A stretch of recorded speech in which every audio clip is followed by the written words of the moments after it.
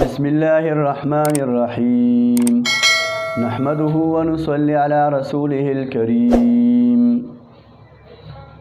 زما عزتمندو ناظرینو، زمونږه د اکابرو د صحابه کرام رضوان الله تعالی علیهم اجمعین او زمونږ د مشرانو تاریخ هغه د عجیبه واقعات او عجیبه حالاتو نه ډک دی چې هغې په خپل ژوند کې بهترین طریقې سره 100% لن تنالوا البر حتى تنفقوا مما تحبون باندې عمل کړی دی او د سوونو د زرګونو او د لکونو حساب ته نه دي کتلی او یو زبردست سخاوت یې کړی دی. په هغې کې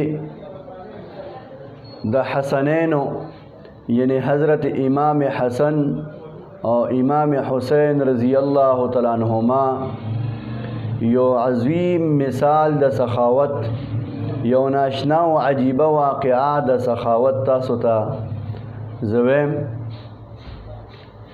اول بنوا چې د هغې نیکه جناب محمد رسول الله صلی الله علیه وسلم ډیر زیات سخیو.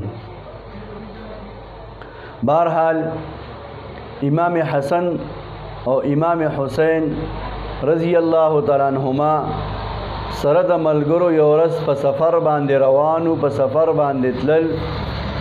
په لاره کې د قدرت کارو چې په کومه اوښه باندې د دې د خوراک ساز و سامان پروتو، هغه اوښه ترې روکه شوه. هغه ساز و سامان د خوراک ته ګډوډ شو. نو دی په لاره تله اوږي شو، لږه و تنده ورته ولګېده. یو کور وله مخې له راغی، هغې ته یې ور وډبو. په هغې کې یو ابۍ وه. ابۍ ته وی ابۍ مسافر یو، د سید او د هاشم خاندان سره تعلق ساتو، د مکې مکرمې نه راغلي یو، لہذا کیسه یې ورته وکړله چې دغسې د خوراک سامان رانه ګډوډ شوی دی او که تا راله څه انتظام وکړو نو ډېره بهتره وي. ابۍ چې کور وکتل نو کور کې ورکړې یو چیلوکۍ ولاړه وه. هغه چیلۍ او بیزه هغه ذبح کړه، حلاله یې کړه. هغې ته یې وي دا حلاله کې ځان له زه به یې دله پخه کړم، سرمن ترې وباسې. هغه یې وله پخه کړه او هغه یې پرې وخوروله. امام حسین او امام حسن رضی اللہ تعالی عنہما ورته فرمایي زه انشاءالله که موقع راله نو ستا له د احسان بدله به مونږ تا ته چې کوم دی نو درکو. او مونږ د مکې معظمې اوسېدونکي یو، د جناب محمد رسول الله صلی الله علیه وسلم نوسي یو. لړل په مخه ماښام د زنانه خاوند کور ته راغی. زنانه ورته قیصه وکړه چې دغسې چلو. هغه ته یې دړه زور دې سیوا دی، پته نه لګي چې څوک و، چې پریشا یې درته ووایي او که نه هسې چې کوم دی نو خبره یې درته وکړه. خو بهرحال زه به چې څه دې کړي دي ښه دې کړي دي. د قدرت کار ته ګوره، د ابۍ خاوند مزدورکاره سړی و، غریبي او غربت په مخه واغستل. یو ورځ چې ته ډېره موده پس مکې معظمې ته راغلي و، د مزدورۍ او دیاړۍ په نیت باندې امام حسن رضی الله تعالی عنہ د کوره راووته. د ابۍ یې وپېژنده چې دا خو هغه بوډۍ ده چې موږ سره ډېره موده مخکې میلاو شوې وه. بوډۍ ته یې اواز وکړه دی خوا راشي. ابۍ راله، څنګه یې ښه یې ټیک ټاک، ډېر جي جان مهمان نوازي. ابۍ زه دې ونه پېژندم، ومې نه پېژندې بچي څوک یې. یو ورځ چې کوم دی نو مونږ ستاسو وطن ته او ستاسو په کلي باندې تېرېدو او هغه کیسه یې ورته وکړه. هغې ویې ښه ښه.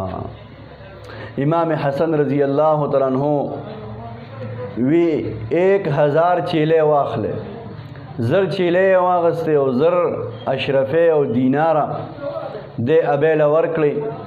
وی دا د هغه مېلمستیا تا چې مونږ له کومه مېلمستیا کړې او دا د هغې بدل شو. او بیا ورته وی زما کشر رور دی امام حسین، هغه له دې لیږم. هغه ته یې ور ولېږله.